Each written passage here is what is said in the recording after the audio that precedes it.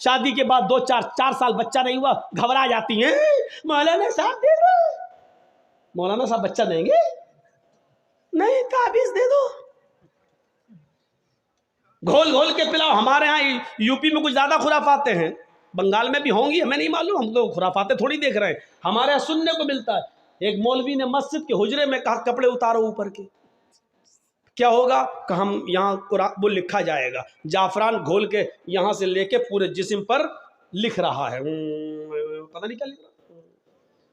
और बेशरम औरत खोल देती है, लो लिखो, पीठ पे लिखवा रही है। जाफरान से कुरान की आयतें लिखकर पर्ची बनाकर कहा जाता है कि लो इसको तुम कब्र के नीचे शर्मगाह की तरफ बांध लेना, बच्चा आसानी से पैदा हो जाएगा। ये सब सूरतें हो रही हैं। मौलवी ना ताबीज दे सकता है ना पानी।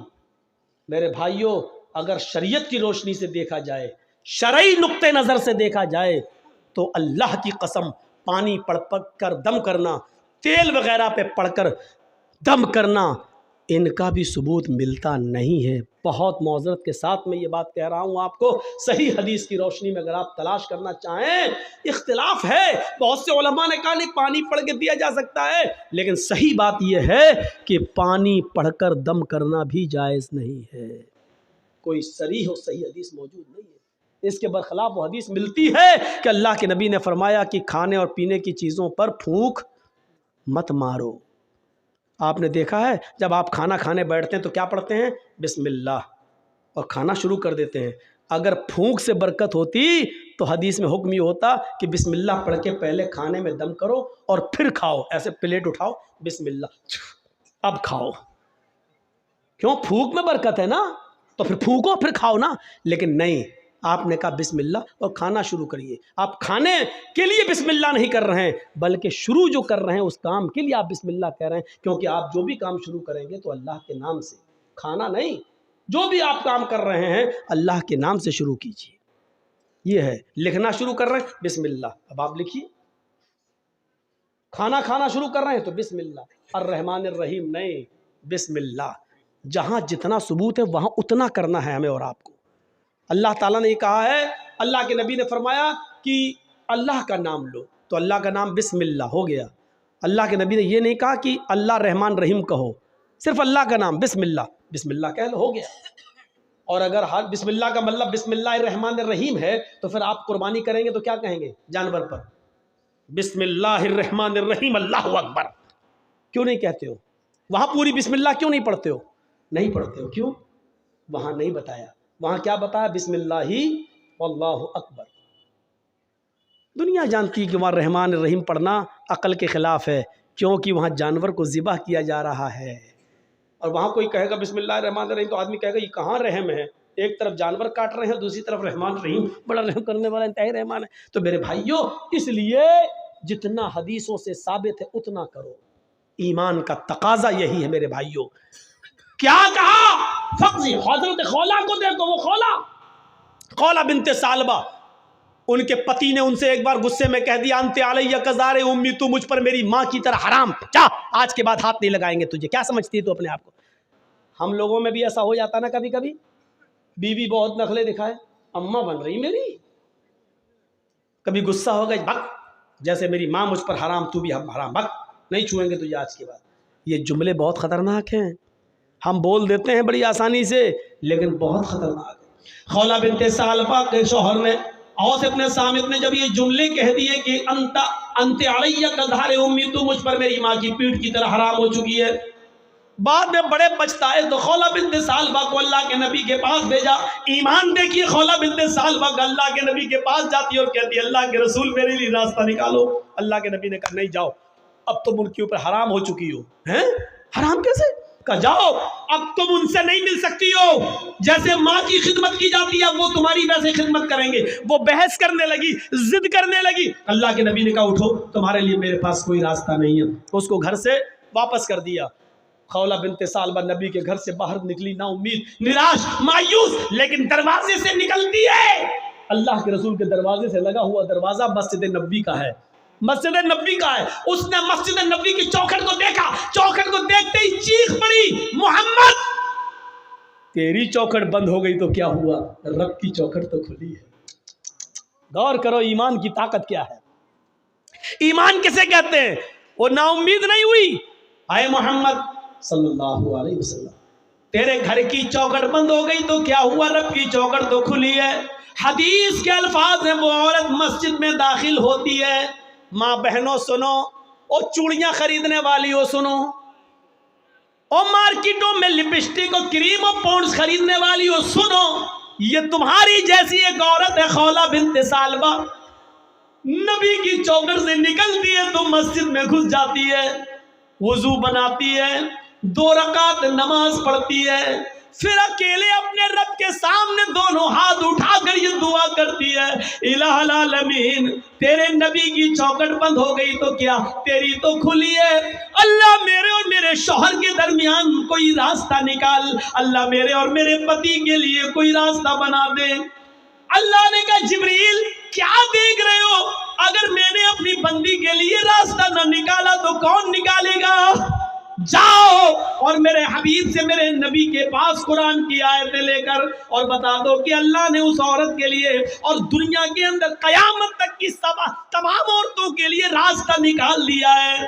جبرائیل قرآن کی آیتیں لے کے آئے, اللہ کی قسم خولہ بنت ثعلبہ بھی مسجد کے اندر دعا مانگ رہی ہے, ابھی اس کے آنسو گر رہے ہیں, ابھی اس کے ہاتھ نیچے نہیں ہوئے, ابھی اس نے دعا مانگنے کے بعد ابھی ختم نہیں کی, وہ دعاؤں میں روانی جاری ہے, وہ دعا پہ دعا مانگی جا رہی ہے. اور یہاں جبریل یہ آیتیں لے کے نازل ہوتے ہیں, قد سمع اللہ قول التی تجادلک فی زوجہا وتشتکی الی اللہ, اللہ نے اس عورت کی بات کو سن لیا, اللہ نے اس لیڈی کی بات کو سن لیا, اللہ نے اس عورت کی گفتگو کو سن لیا جو آپ سے بحث کر رہی تھی, تجادلک فی زوجہا, جو آپ سے بحث کر رہی تھی, جو آپ سے ڈیبیٹ کر رہی تھی, جو آپ سے لڑ رہی تھی اپنے ہسبینڈ کے بارے میں, وہ تشتکی اللہ, اور جب آپ نے اس کو بھگا دیا, ہٹا دیا, گھر سے باہر کر دیا,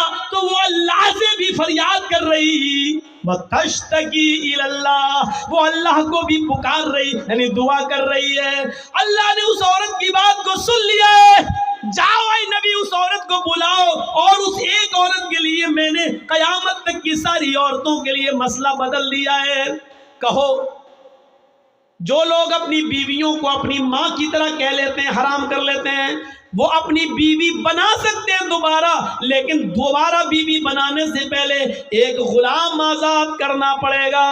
ایک غلام آزاد کرنے کی طاقت نہ ہو تو 60 روزے مسلسل پہ در پہ رکھنا پڑیں گے, کنٹینیو ریگولر, اور 60 روزے بھی رکھنے کی طاقت نہ ہو تو 60 مسکینوں کو کھانا کھلانا پڑے گا, 60 فقیروں کو یہ 3 میں سے کوئی ایک کام کرنا ہوگا ترتیب سے. اگر غلام آزاد کرنے کی طاقت ہو تو پہلے غلام, یہ نہ ہو تو 60 روزے رکھنے کی طاقت نہ ہو تو 60 مسکینوں کو فقیروں کو کھانا کھلائیں, اور پھر وہ تمہاری بیوی. یہ سزا کے طور پر, لیکن راستہ تو نکالا. پہلے تو راستہ ہی نہیں تھا, لیکن بعد میں راستہ تو نکال دیا, کم سے کم سزا متعین کر کے. اور سزا اس لیے متعین کیا تاکہ ہر وقت ہر آدمی اپنی بیوی کو اپنی اماں کی طرح حرام نہ کرتا رہے اپنے اوپر, اس لیے یہ سزا متعین کر دی. تو میرے بھائیوں, خولہ بنت ثعلبہ کا ایمان دیکھو, نبی کی چوکھٹ سے باہر تو کہتی ہے نبی تیری چوکھٹ بند ہوئی تو کیا, رب کی چوکھٹ تو کھلی ہے. یہ ایمان کی طاقت ہوتی ہے. یہی خولہ بنت ثعلبہ جب لاٹھی ٹیک کر چلنے لگی, بہت بوڑھی ہو گئی, کمر سیدھی نہیں ہوتی تھی, لاٹھی لے کے چلتی تھی. تو ایک دن حضرت عمر فاروق گھوڑے پر جا رہے تھے, خولہ بنت ثعلبہ نے کہا عمر گھوڑے سے نیچے اتر, میری بات سن. حضرت عمر گھوڑے سے نیچے اتر گئے اور خولہ بنت ثعلبہ کے پاس پہنچ گئے پیدل, اور نیچے جھک کر کہتے ماں کیا کہتی ہو, سنایا, کچھ بات بولے ہی. حضرت عمر فاروق واپس آئے, لوگوں نے کہا امیر المومنین ایک معمولی عورت کے لیے آپ گھوڑے سے اتر گئے, ایک معمولی عورت کے لیے آپ گھوڑے سے اتر گئے, اور اس کے پاس جا کے جھک کر اس کے کان پہ اپنے کان لگا دیے اس کے ہونٹوں سے. آپ کہہ سکتے تھے میرے دربار میں ایک معمولی عورت کے لیے آپ گھوڑے سے اتر گئے. حضرت عمر فاروق روتے ہوئے کہتے ہیں نہیں، اس کو معمولی عورت مت کہو، یہ معمولی عورت نہیں ہے. جب نبی کا دروازہ بند ہو گیا تو اس عورت کی گفتگو کو عرش والے نے عرش پہ سنا ہے. یہ معمولی عورت نہیں ہے جس کی زبان سے نکلنے والی دعا کو اللہ بھی ریجیکٹ نہیں کر سکا. اللہ نے اس کی دعا عرش پر قبول کی. عمر کی کیا مجال جو اس کی بات کو سننے کے لیے گھوڑے سے نہ اترے، عمر کی کیا ہمت جو اس کی بات کو سننے کے لیے گھوڑا نہ چھوڑے. ارے جب اللہ نے اس کی بات کو ریجیکٹ نہیں کیا تو عمر اس کی بات کو ریجیکٹ کیسے کر سکتا ہے؟ جب ساتویں آسمان کے اوپر اللہ نے اس کی بات کو سنا تو عمر اس کی بات کو کیسے منع کر سکتا ہے، کہ کیسے نہیں سن سکتا ہے؟ میرے بھائیوں، یہ ایمان کی طاقت تھی، ایمان کی طاقت. کبھی ادھر سے اٹھنا، کبھی ادھر سے اٹھنا، کبھی بیچ سے اٹھنا. پھر ہمیں لگتا ہے، پھر مثال دو کہ کتے کی دم ٹیڑھی رہتی ہے تو وہ کبھی سیدھی نہیں ہو سکتی. یہ پیار میں دے دیتا ہوں میں، یار برا مت مانیے گا. تو یہ چیز تھی، ہمیں سوچنا چاہیے. حضرت خنسا کے بارے میں ہم بتلا رہے تھے میرے بھائیوں، وہ تصور کیجیے. 8 ہجری کے بعد جب وہ خنسا اسلام لائی تو اس نے کیا نصیحت کی اپنے بیٹوں سے؟ میرے بیٹوں، یہ جنگ ہونے جا رہی ہے جس میں مسلمان اس جنگ میں بڑھ چڑھ کر حصہ لے رہے ہیں. تم میرے 4 بیٹے ہو، چاروں بیٹے میدان جنگ میں کود جانا. اے میرے بیٹو، جنگ میں جانے سے پہلے میں تمہیں ایک بات بتا دوں، کوئی بیٹا اپنی ماں کو غلط نہیں مانتا. وہ چھوڑ دیا میں نے کہ لڑکی کی طرف سے شروعات ہوتی ہے، بات وہاں سے تھی لیکن چھوڑ دیا. چلو پورا کر دیتا ہوں. ہمیشہ یاد رکھنا کہ زنا کی شروعات لڑکی کی طرف سے ہوتی ہے. اگر لڑکی یہ چاہ لے کہ میرے جسم کو کوئی ہاتھ نہیں لگائے تو زندگی میں کوئی لڑکا کسی لڑکی کو ہاتھ نہیں لگا سکتا. یہ یاد رکھیے گا. یہاں قانون ہے، اب تو 21 سال کا قانون بن رہا ہے، بلکہ بن بھی گیا ہے. شادی 21 سال میں ہوگی. جتنی لڑکیوں کی شادی کی عمریں بڑھائی جائیں گی اتنے ہی ریپ کے کیس زیادہ ہوں گے، اتنے ہی شکایتیں زیادہ ملیں گی آپ کو. دیکھیے گا صاحب وہ پڑھ نہیں پاتی ہیں.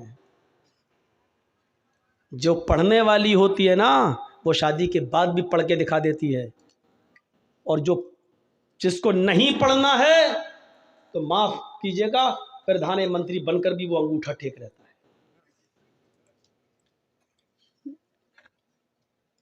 ہم غور کر سکتے ہیں اس مثال پر. اسی لیے قرآن نے کیا کہا؟ زنا کرنے والی لڑکی اور زنا کرنے والا لڑکا فَجْلِدُوا كُلَّ وَاحِدَةٍ مِّنْهُمَا، ان دونوں میں سے ہر ایک کو 100 کوڑے مارو. یہ کنوارے لڑکوں کے لیے اور لڑکیوں کے لیے سزا ہے جن کی شادی نہیں ہوئی ہے اور غلط کام ہو گیا، دونوں کی سزا. لیکن اس میں لڑکی، اس لیے کہ اللہ تعالیٰ پہلے لڑکی کا نام لے رہا ہے. زنا کرنے والی لڑکیوں کو برا نہیں ماننا چاہیے کیونکہ قرآن کہہ رہا ہے. ہمارے سردار صاحب کو بھی فیصلہ سوچ سمجھ کے کرنا چاہیے. لڑکے والا دے 5 لاکھ روپیہ، لڑکی کو باسا. سب لڑکا کیوں لے کے گیا؟ یہ چیز صحیح نہیں ہے. سزا ملنی چاہیے تو دونوں کو ملنی چاہیے، اور نہیں دے رہے ہو تو دونوں کو نہیں دو. اور میری نظر میں تو یہ ہے کہ دونوں اپنی مرضی سے بھاگے ہیں تو دونوں کے ماں باپ کو چاہیے کہ ان کا نکاح کرا دیا جائے. لیکن یہ چیز بہت زیادہ مت پھیلنے دو. اگر ہر دونوں جو بھاگا اور جو بھگا کے لے گیا دونوں کے نکاح ہونے لگے تب تو پھر عام ہو جائے گا. پھر جو لڑکا جس لڑکی کو چاہتا ہے اور ان کے ماں باپ شادی نہیں ہونے دیتے ہیں تو وہ دونوں بھاگ ہی جائیں گے. بعد میں تو سماج میں شادی ہو ہی جائے گی ہم دونوں کی، ایسے نہیں ہوگی، اس لیے بھاگ چلو. اس لیے اس چیز پر بہت غور کرنے کی ضرورت ہے کہ یہ کیسے رکے گا. مسجد آپ کے ہاں بن رہی ہے، چندے کا اعلان ہو رہا ہے، مسجد کی کمیٹی بن گئی، جلسے کی ڈیٹ لی گئی، جرجیت صاحب 29-30 دسمبر دے دی، جلسے کی کمیٹی بن گئی. ان لڑکیوں پر کیسے نکیل کسے؟ غریب لڑکیاں بیٹھی ہوئی ان کی شادی کیسے ہو؟ جہیز کیسے روکے؟ اس پر بھی کمیٹی بننی چاہیے آپ کی اور ہماری. اس پر غور کرنا چاہیے. تو خنسا نے اپنے 4 بیٹوں سے کہا میرے بیٹوں کل میدان جنگ میں کود جانا. لیکن کوئی ماں اپنے بیٹے کو اپنی صفائی پیش نہیں کرتی ہے. لیکن ماں جب اس کے چاروں بیٹے میدان جنگ میں جانے لگے، ایمان دیکھیے، طاقت دیکھیے، بنیاد سے رشتہ دیکھیے، چاروں بیٹے جب اپنے ہاتھ میں ننگی تلوار لے لیتے ہیں اور میدان جنگ کی طرف جاتے ہیں تو ماں آنکھوں میں آنسو بھرے ہیں، لیکن اس نے آنکھیں آسمان پہ ڈالی اور آنسوؤں کو پی جاتی ہے. اپنے بیٹوں کے سامنے اس نے آنسوؤں کو زمین پر نہیں گرنے دیا. کہتی ہے میرے بیٹو، میں اس اللہ کی قسم کھا کے کہتی ہوں جس طرح تمہاری ماں ایک ہے، یعنی تم چاروں کی ماں ایک ہے، اسی طریقے سے تم چاروں کا باپ بھی ایک ہے. یعنی میں نے تمہارے باپ کی امانت میں کبھی خیانت نہیں کی ہے. یعنی تمہاری ماں نے کسی غیر مرد کا منہ نہیں دیکھا ہے اور میرا کوئی دوسرا شوہر بھی نہیں رہا ہے. تم چاروں کی جس طرح ماں ایک ہے، اسی طریقے سے تم چاروں ایک ہی باپ کے بیٹے ہو. میرے بیٹوں، تمہاری ماں نے کبھی تمہارے باپ کی امانت میں خیانت نہیں کی ہے. تم میرے ہی بیٹے ہو. میرے مرحوم باپ جو انتقال کر چکے میرے شوہر، تم اسی مرحوم باپ کی اولاد ہو. اے میرے بیٹو، تمہارا باپ تمہارا جنت میں انتظار کر رہا ہے، یا تمہارا باپ حالت کفر میں مر گیا تو وہ اپنے انجام کو پہنچ گیا. لیکن میں اپنی امانت داری بتا رہی ہوں کہ میں نے تمہاری باپ کی امانت میں میں نے خیانت نہیں کی ہے. اے میرے بیٹو، اگر تم میدان جنگ میں لڑتے لڑتے شہید ہو گئے اور مجھے تمہاری شہادت کی خبر کی اطلاع ملی تو مجھے خوشی ملے گی. چاروں بیٹے میدان جنگ میں گئے. پہلا بیٹا قتل کر دیا گیا، دوسرے بیٹے نے جھنڈا پکڑ لیا، پھر میدان جنگ میں لڑا، دوسرا بیٹا شہید ہو گیا، تیسرے بیٹے نے میدان جنگ میں تلوار سنبھال لی، تیسرا بھی قتل ہو گیا تو چوتھے بیٹے نے میدان جنگ میں معرکہ سنبھال لیا، چوتھا بھی قتل کر دیا گیا.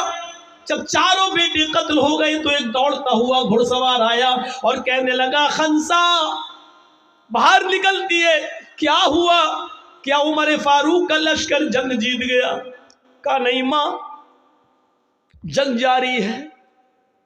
پھر تم کیوں آئے ہو؟ میں تمہیں بتانے آیا ہوں ماں، تیرے چاروں بیٹے میدان جنگ میں شہید ہو گئے.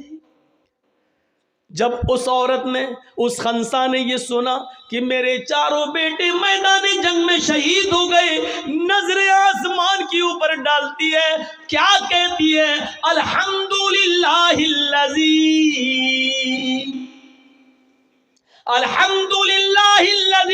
شرفنی بقتلہم. تمام تعریفیں اس اللہ کے لیے ہیں جس نے میرے بیٹوں کے قتل سے، جس نے میرے بیٹوں کی شہادت سے مجھے عزت بخشی ہے. یعنی میرے بیٹوں کی شہادتیں اس نے قبول فرما لی ہیں.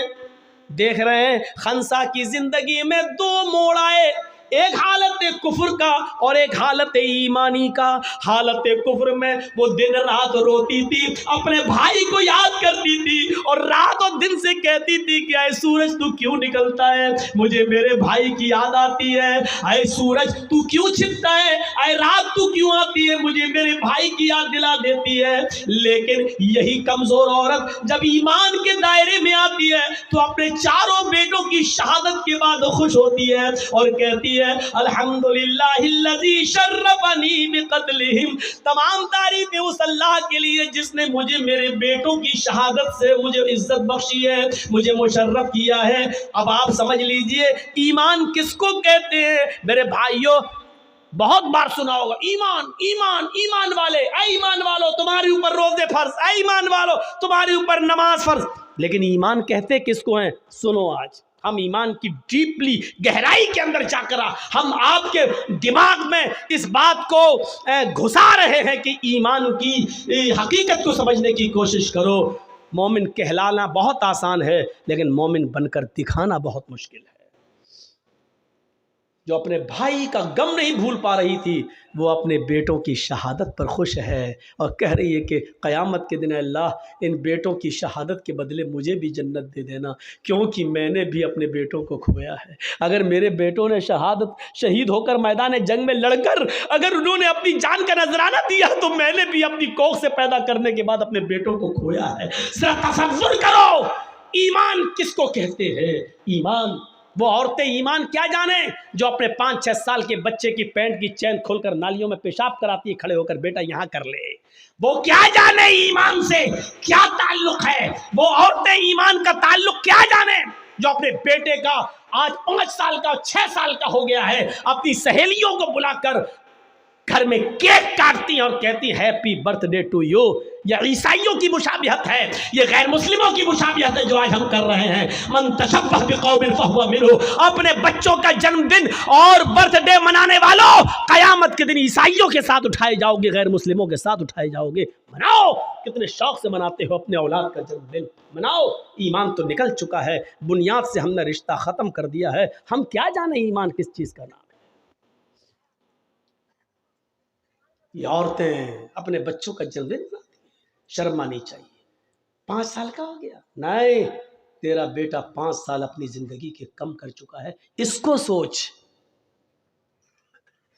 10 سال کا ہو گیا، ہاں 10 سال کا ہو گیا، لوگ کہہ رہے اللہ اس کی عمر لمبی کر، ابھی لمبی کہاں کر، وہ تو 10 سال کم کر چکا ہے۔ تیری دعا کرنے، لمبی دعا کرنے سے لمبی تھوڑی ہو جائے گی، وہ تو اب 11 سال کا۔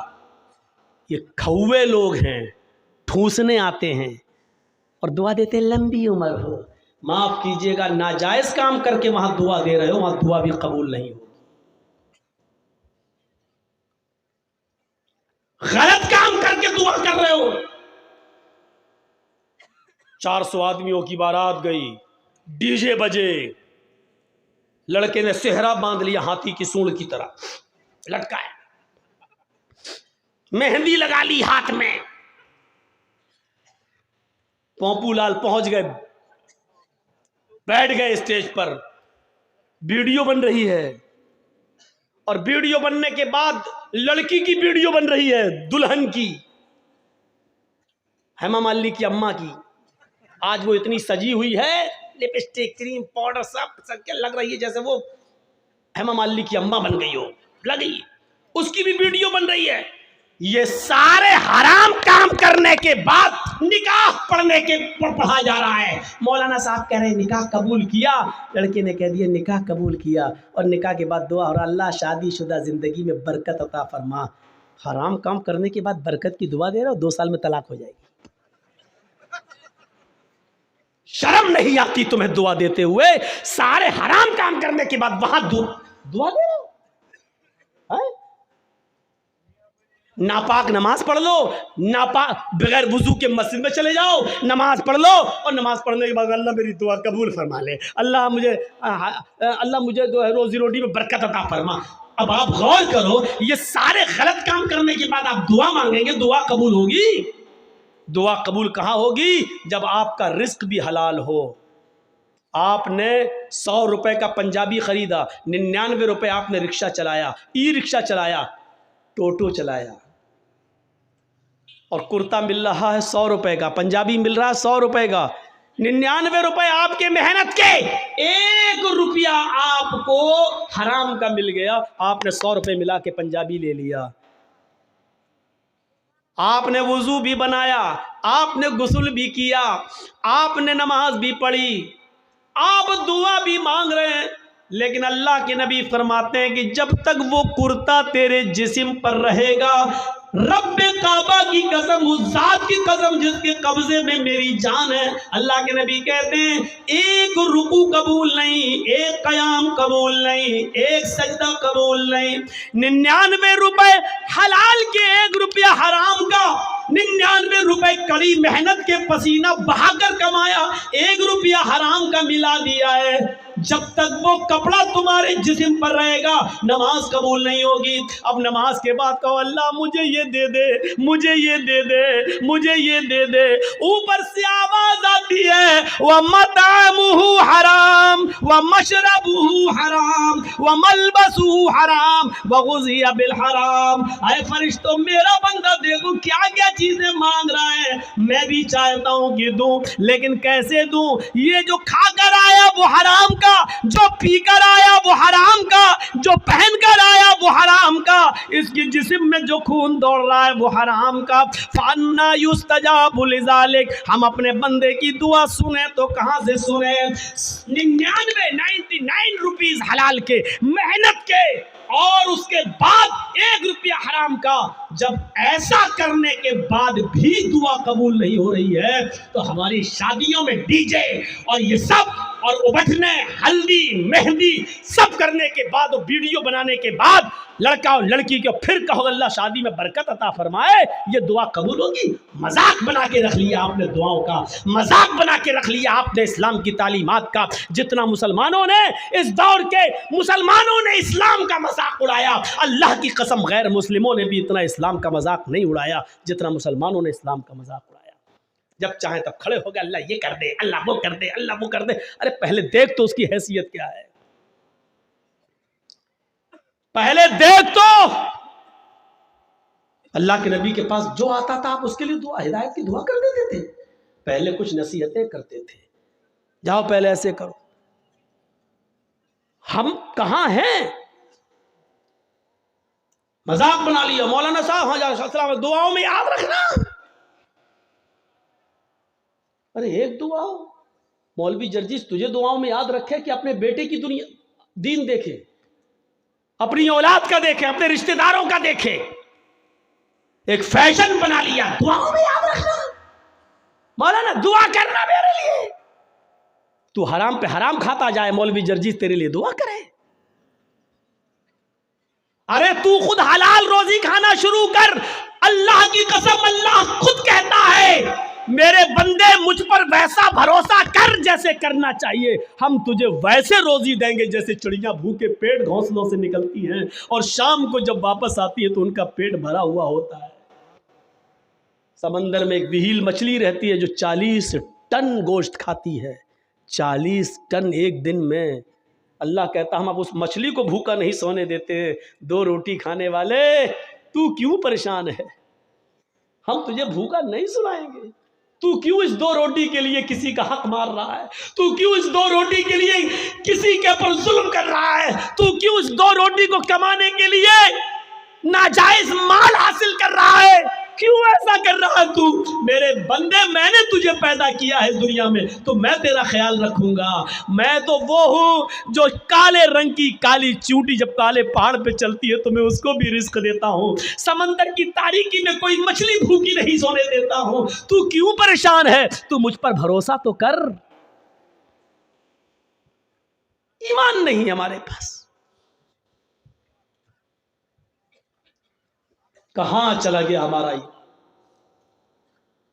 मैंने बताया ना ईमान की सबसे बड़ी खूबी क्या है, उसके अंदर ताकत आ जाती है, उसको अल्लाह के सिवा कुछ नहीं दिखाई देता।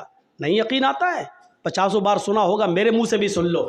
इब्राहीम अलैहिस्सलातु वस्सलाम को अल्लाह ने एक बेटा दिया, पहला बेटा इस्माइल हाजरा के पेट से। हुक्म होता है आए इब्राहिम अपनी बीवी और बेटे को बियाबान जंगल में छोड़कर चले आओ। और सुनो, हम सोच बेचारी चाचा बैठे हैं, उसको देखो वो जा रहा उठ के। जाने दो अभी ये लोग निकल जाए तो अभी अच्छा है। लगता है शुगर पेशेंट है शायद। सुनिए अब लोग वो भी सोच रहे होंगे जब ड्राइवर ही चला गया तो हमको जाने में क्या है। होता है कि जब जलसे का सदर जो होता है प्रेसिडेंट, वो ड्राइवर होता है। जब वही पूरा जलसा चलाता है, जब ड्राइवर ही चला गया तो पैसेंजर तो अपने आप उतर जाएंगे। कहीं ढाबे पे जब बस रुकती है, ड्राइवर और कंडक्टर जब चाय पीने के लिए उतरते हैं तो पैसेंजर भी उतर जाते हैं। मेरे भैया इस वक्त हम चला रहे हैं गाड़ी, ہمارا خیال رکھو نہ گاڑی بھیڑ جائے گی۔ تو انسانی ضروریات ہیں، ہو جاتی ہیں، لیکن جو کو زیادہ ضرورت لگتی ہے وہ پیچھے بیٹھا کریں۔ ابراہیم علیہ السلام کو حکم ہوتا جاؤ اور بیابان جنگل میں چھوڑ دو۔ میری ماں بہنوں سنو، ہم ماں بہنوں کہتے ہیں، بہنوں بھائیوں نہیں، بہنوں بھائیوں والے اور دوسرے لوگ ہیں۔ تھوڑا سا تو فرق ہونا چاہیے نا، ڈفرینٹ ہونا چاہیے، ورنہ لوگ کہیں گے ان میں فرق کیا رہ گیا ہے۔ بہت فرق ہے، زمین و آسمان کا فرق ہے۔ ابراہیم علیہ السلام کو حکم ہوتا اور وہ اپنی بیوی کو میدان مینا میں چھوڑ دیتے ہیں۔ سوچئے تو صحیح، جن لوگوں نے حج کیا ہے اس وقت ان کی نظریں اس جگہ پر ہوں گی، اور جنہوں نے نہیں کیا ہے وہ ذرا آؤ میں تمہارے سامنے ایسا نقشہ کھینچوں، تمہیں بھی لگے کہ ہاں جرجیت صاحب جو نقشہ کھینچ رہے ہیں گویا کہ میں اسی مکے میں ہوں۔ جس جگہ پر ابراہیم علیہ السلام نے اپنی بیوی ہاجرہ کو چھوڑا اس وقت ان کے پاس تھوڑا سا ستو تھا، 1 دن کا یا 2 دن کا پانی تھا بس۔ ایسی جگہ پہ چھوڑا جہاں بڑے بڑے درخت تھے، پیڑ تھے، ٹریز تھی بہت زیادہ، لیکن ان درختوں پر کوئی چڑیا نہیں بیٹھی تھی، کوئی پرندہ نہیں بیٹھا تھا۔ چڑیاں بھی ایسی جگہ پر گھونسلے بناتی ہیں جہاں آس پاس ان کو پانی مل جائے، لیکن وہاں تو آس پاس کہیں پانی ہی نہیں، اس لیے چڑیوں نے، کووں نے، کبوتروں نے گھونسلے بھی نہیں بنائے، پانی نہیں تھا دور دور تک۔ ٹھنڈا ہو گیا ہو تو دو، نہیں تو اب تو آواز صحیح ہو گئی، لیکن تھوڑا پیتے رہیں گے تو اچھا۔ کل بھی بہت دور پروگرام ہے، علی پور دوار، نیو علی پور دوار، کافی دور ہے تو نکلنا بھی ہے۔ تو سنیے میرے بھائیوں، لیکن ہے بنگال ہی میں۔ تو ایسی جگہ پر چھوڑا اپنی بیوی کو۔ اب بیوی کو کیا معلوم تھا؟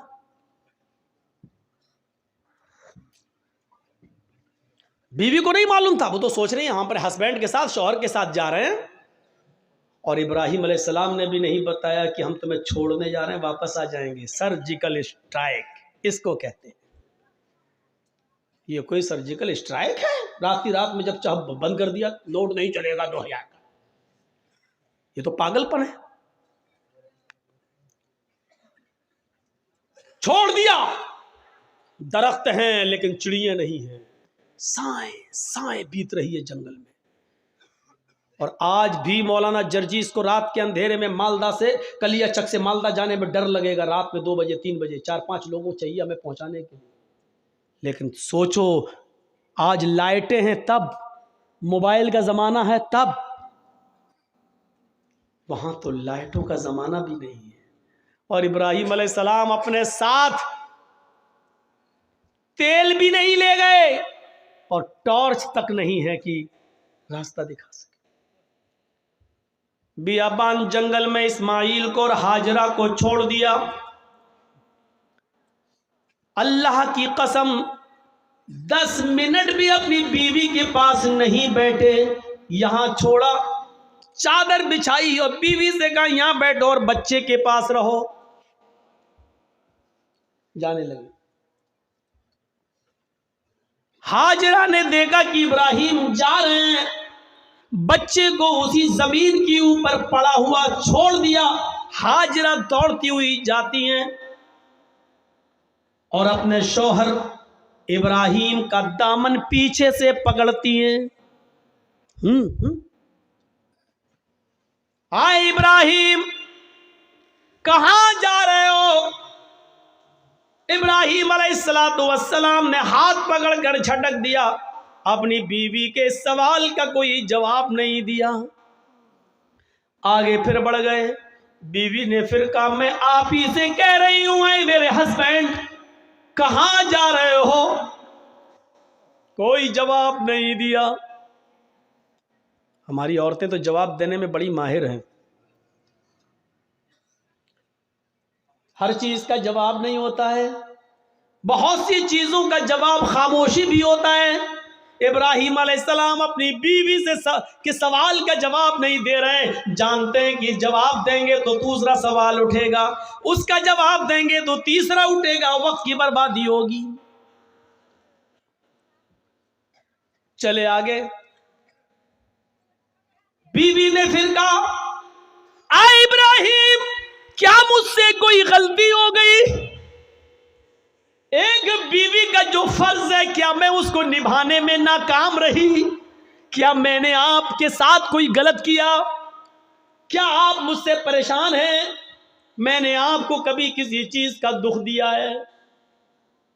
شاید ابراہیم علیہ السلام کے پاس ہاجرہ کے اپنی بیوی کے سوال کا جواب بھی نہیں تھا۔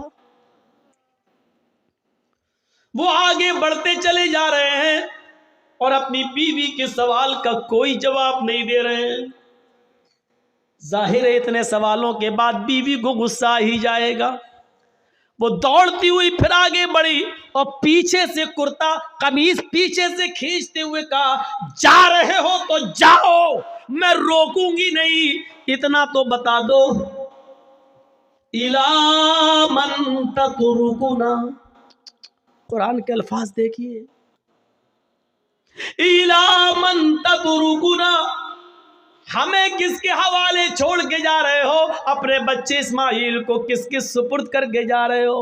یہاں جنگل ہے، بیابان جنگل ہے، درندوں کی آوازیں آ سکتی ہیں، خطرناک جانور بھی آ سکتے ہیں، یا کوئی قافلہ آ گیا اور میری عزت و آبرو کو لوٹ لیا، ہماری عزت کو تار تار کر دیا، تو کل جب آپ آؤ گے اور میں آپ کو چہرہ دکھانے کے لائق نہ رہی، پھر میں آپ کو کیا جواب دوں گی؟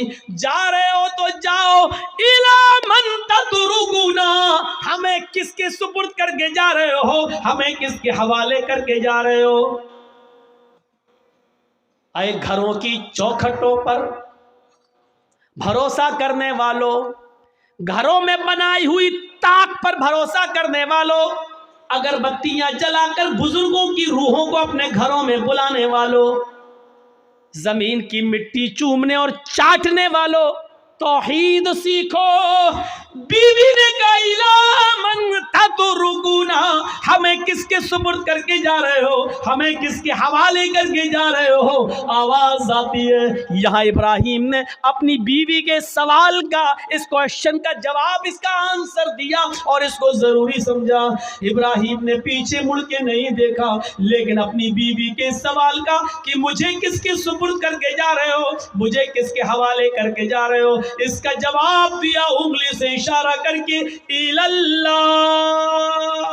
آئے میری بیوی، میں نے تجھے اور تیرے بچے کو، اپنے بچے کو اسماعیل کو اللہ کے سپرد کر دیا ہے، اللہ کے حوالے کر دیا ہے، اللہ کے حکم سے میں نے یہاں چھوڑ دیا ہے، اب اللہ جہاں حکم دے گا میں جا رہا ہوں۔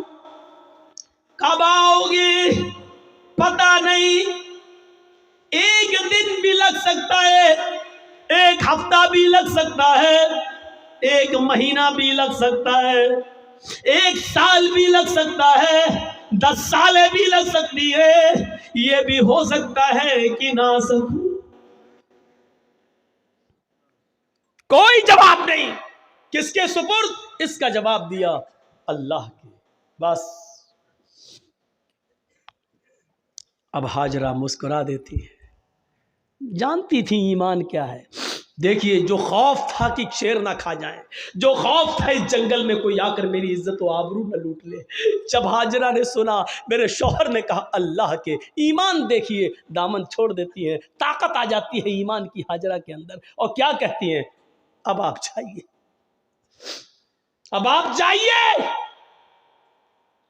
ابراہیم نے پیچھے مڑ کے نہیں دیکھا، چلے چلے جا رہے، پیچھے مڑ کے دیکھیں گے بچہ انگوٹھا چوس رہا ہے، پیر ہلا رہا ہے، کہیں بچے کی محبت میرے دل میں جوش نہ مار جائے، کہیں ہم پھر اپنے بچے کے پاس لوٹ کے نہ آ جائیں، کہیں اللہ کے حکم کی نافرمانی نہ ہو جائے۔ پیچھے مڑ کے نہیں دیکھ رہے، ایمان قربانیاں مانگتا ہے، تم ڈی جے کی قربانی نہیں دے سکتے ہو، نام ہے اکرام الدین، نام ہے تجمل، نام ہے طفیل احمد، نام ہے محمد جرجیس، نام ہے محمد فلاں محمد فلاں. پوچھو قربانی کیا دی ہے؟ کچھ نہیں، لی اور ہے دوسروں کی، دی کچھ. اب جاؤ، چھوڑ دیا. جب ابراہیم 10 قدم آگے بڑھ گئے تب بیوی نے کہا اب میری فکر مت کرنا، اس بچے کی فکر مت کرنا، آئے ابراہیم اپنے کام میں من لگانا، اللہ تمہیں جس کام کے لیے جانا ہے اس کام کو دل و جان سے کرنا، میری فکر مت کرنا، میری طرف دماغ مت لگانا، اس بچے کے بارے میں مت سوچنا. آئے میرے ہسبینڈ، آپ نے مجھے اللہ کی سپرد کر دیا ہے، میں آپ سے وعدہ کرتی ہوں اذن لا یضیعن اللہ ابدا، اللہ اب ہم کو ضائع نہیں کرے گا، اللہ اب ہم کو برباد نہیں کرے گا. کیا توکل تھا، کیا بھروسہ تھا، کیا بلیف تھا اللہ کی ذات پر. اب آپ کو جہاں جانا ہو جائیے، اللہ اب ہم کو ضائع نہیں کرے گا، اللہ ہم کو اب برباد نہیں کرے گا، اللہ ہم کو اب رسوا نہیں ہونے دے گا. اب آپ اپنا کام من لگا کے کرنا، اللہ کا کام من لگا کے کرنا، اس میں کوتاہی مت ہونے دینا. یہاں ہم سنبھال لیں گے، ہم دیکھ لیں گے. ایک بیوی نے اپنے شوہر کی ایسے ہمت بنائی اور ان کے کام میں تعاون کیا اور رکاوٹ نہیں بنی، دین کے لیے جانے دیا.